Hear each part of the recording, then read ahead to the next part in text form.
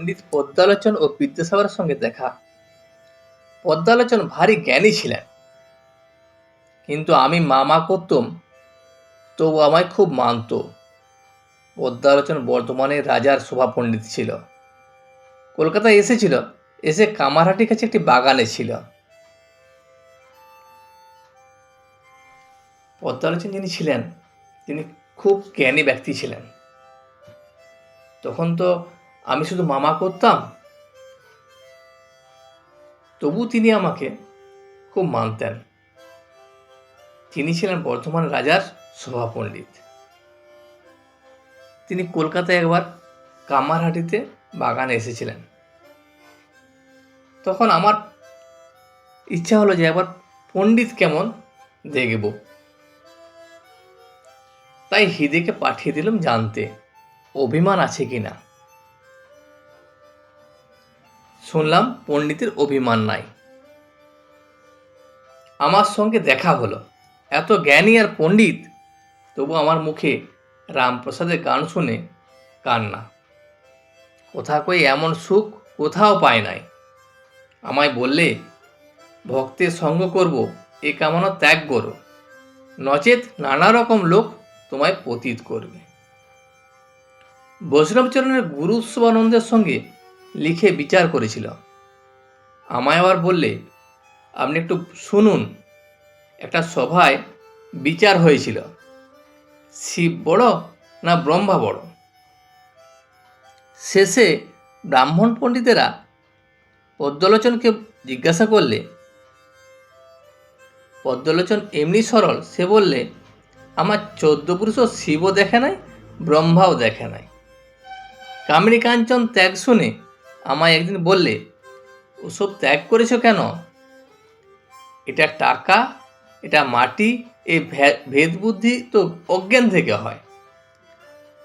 আমি কি বলবো বললাম, কে জানে বাপ, আমার টাকা করি ওসব ভালো লাগে না। বিদ্যাসাগর দয়া, কিন্তু অন্তরে সোনা চাপা। একজন পণ্ডিতের ভারী অভিমান ছিল। ঈশ্বরের রূপ মানত না, কিন্তু ঈশ্বরের কার্যকে বুঝবে।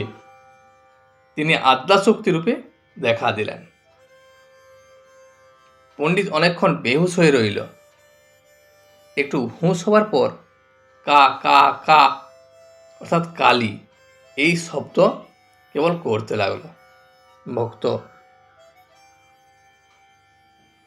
মহাশয় বিদ্যাসাগরকে দেখেছেন, কিরকম বোধ হলো?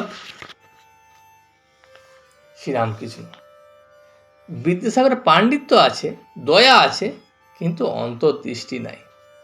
অন্তরে সোনা চাপা আছে।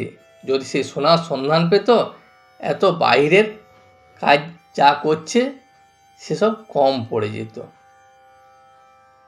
একজন ব্রাহ্মভক্ত ঠাকুরকে জিজ্ঞাসা করলেন, আপনি যে বিদ্যাসাগর মহাশয়কে দেখেছিলেন, বিদ্যাসাগর মহাশয়কে কেমন দেখলেন? তখন ঠাকুর বললেন, বিদ্যাসাগর মহাশয়ের মধ্যে পাণ্ডিত্য আছে প্রচুর, তার মধ্যে দয়া আছে প্রচুর, কিন্তু তার যে অন্তর্দৃষ্টি, ভেতরের যে দৃষ্টি, সে দৃষ্টিশক্তি নাই। তার ভেতর সোনা চাপা আছে, কিন্তু সে নিজেও জানে না সেই সোনার সন্ধান।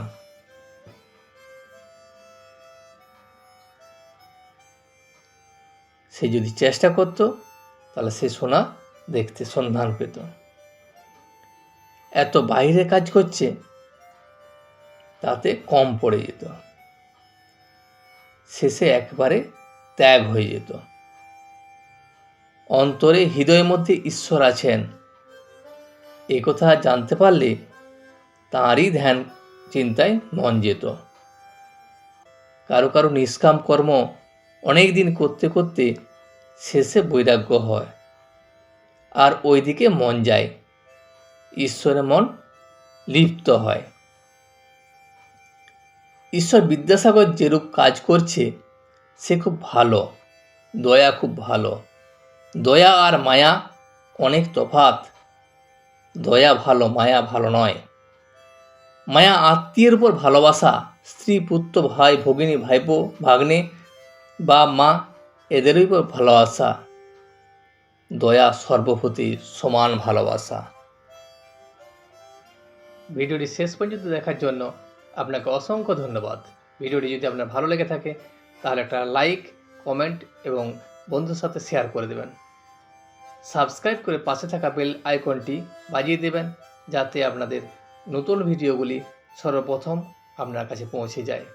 জয় শ্রী রামকৃষ্ণ।